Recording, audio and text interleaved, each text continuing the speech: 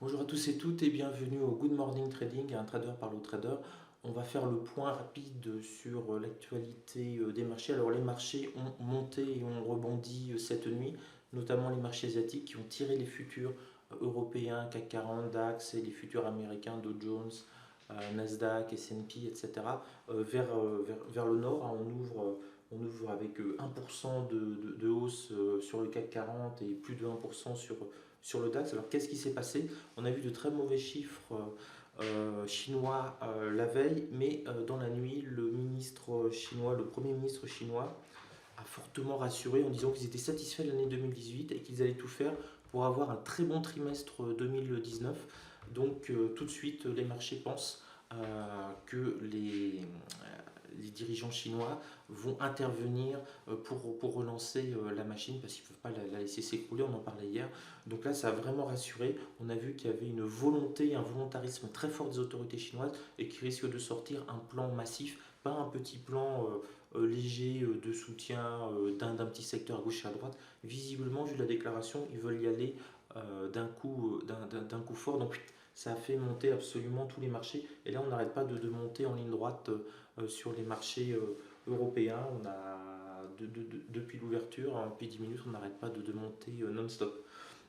Le calendrier est assez chargé au niveau du calendrier boursier. Donc à 11 heures, on a la balance commerciale de la zone euro qui nous intéresse. À 16 heures, important, ça peut faire bouger la déclaration de Mario Draghi au Parlement européen.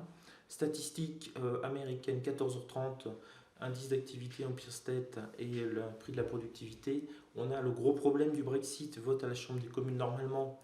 Le projet de Theresa May ne devrait pas passer, mais on va voir ce que ça donne. On n'a pas d'heure précise parce que ça va encore discuter le temps qu'ils votent, etc.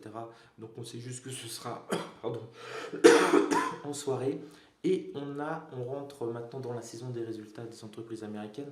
Là, c'est le moment le plus passionnant de l'année. On a quatre moments très très importants dans l'année. C'est quand les entreprises publient leurs résultats. Avant, avec les statistiques macroéconomiques, entre guillemets, on imagine un peu l'état de l'économie, mais là, quand on a les comptes des entreprises, on tape dans le dur, on tape dans le réel, et on a eu des résultats bons de Citigroup hier, ce qui a aussi bien aidé les marchés à remonter, et on a aujourd'hui JP Morgan et Wells Fargo parmi les entreprises les plus importantes et les plus puissantes qui seront les plus regardées. Donc une journée qui risque d'être assez mouvementée parce qu'il y a le Brexit.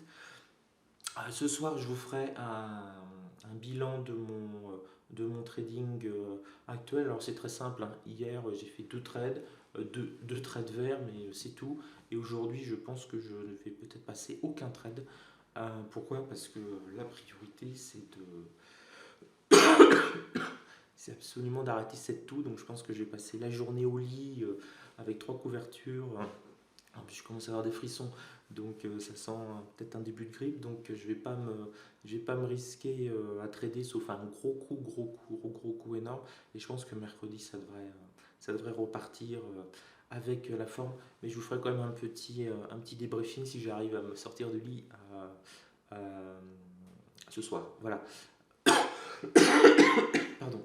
Bah écoutez, je vous souhaite de bien trader. A priori, les marchés veulent monter et montent. Oh là là, ils ont encore pris 20 points. J'aurais dû prendre.